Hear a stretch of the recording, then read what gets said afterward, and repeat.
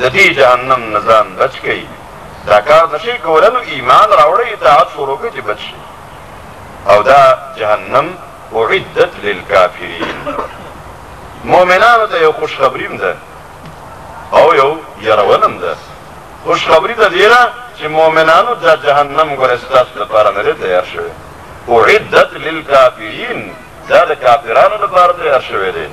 دا جوړ د مؤمن لپاره نه دی جوړ د کافر لپاره دی دا اور د مؤمن د سوځولو لپاره نه دی دا د کافر د سوځولو لپاره دی نو چېرته داسې نه وي چې تاسو د کافرانو د عمل په شان عمل وکئ او تاسو جهنم ته لاړ شئ نو ځان بچ کړئ د جهنم د اور نه وبشر الذین آمنوا او خوشخبري ورکړه هغې کسانو ته چې ایمان یې راوړی دی وعملوا الصالحات او نیک عملونه یې کړي دي ان لهم چې یقینا شته دی د دیو دپاره جنات باغونه جنتونه تجري چې بهیږي به من تحتها الانهار لاندې د دې جنتونو نه نهرونه یعنې د جنت د ونو نه لاندې او د کورونو نه لاندې به نهرونه بهیږي کلما هر کله هر وار رزقو منها چې ور به کړی شي دیو ته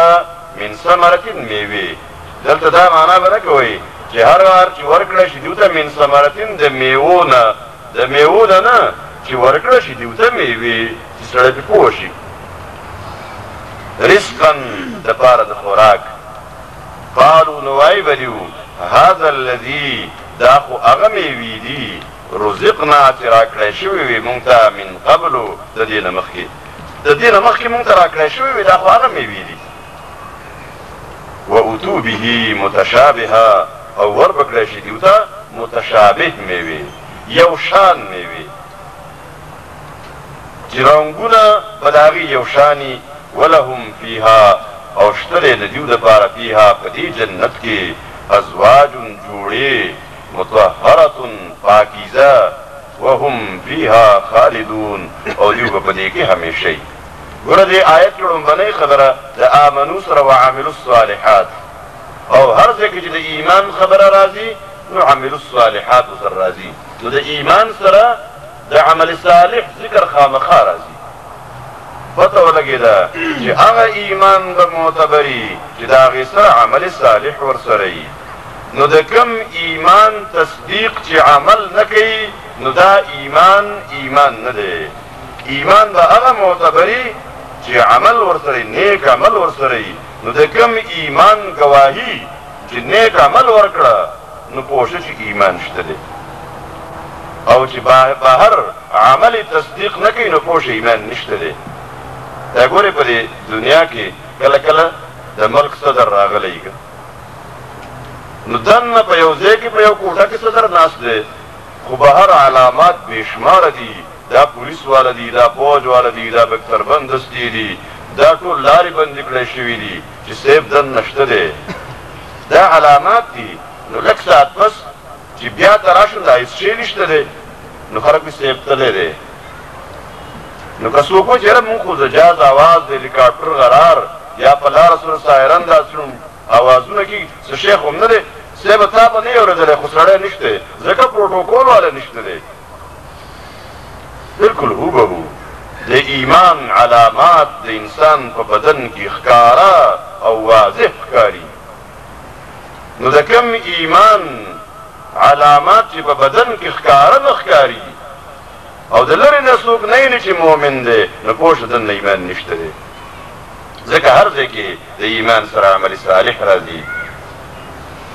ایمان ذکر راځي نو فورا عمل صالح ګوره نیک عمل ورسره ضروري دی او د دوی لپاره به جنتونه وي چې لاندې د هغې نه وي نه د هغې د ونو نه د هغې د کورونو نه به ولې بهیږي نهرونه به بهیږي او کله چې دوی ته میوه ورکړه شي د خوراک لپاره نو دوی به وایي چې دا خو هغه وه چې مونږ ته مخکې راکړه شوې وه دا به د الله بل انعام او احساني دا په دې ملک کې دننه هم کله کله کېږي خو اکثره خلک چې د دې ملک نه بهر لاړ شي نو میوې ورته خلک راوړاندې کړي نو کومه میوه چې د په دې ملک کې دننه خوړلې ده او لیدلې ده او سره اشنا دی نو اول لاس هغې ته وړي دا ناشنا میوه چې د هغې وطن میوه ده ډېرې ورته خلک راوړاندې کړي چې دا وکړه خو ته یې وایي یاره ورېږه دا نور شوق او رغبت هغې ته نه کېږي ځکه پته نه لګي څه شی وي نو بیا ورته خلک سره په زور وایي چې زه ته لږه وڅکه بیا لږه وکړي اخر عادت شي ورسره وروسته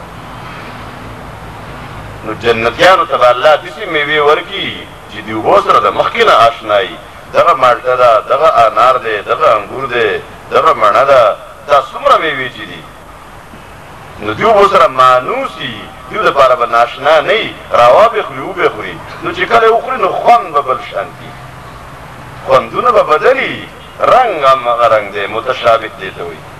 واتو به متشابهه او د دوی دپاره به جوړي یوازې دا نه چې بیبیانې به وي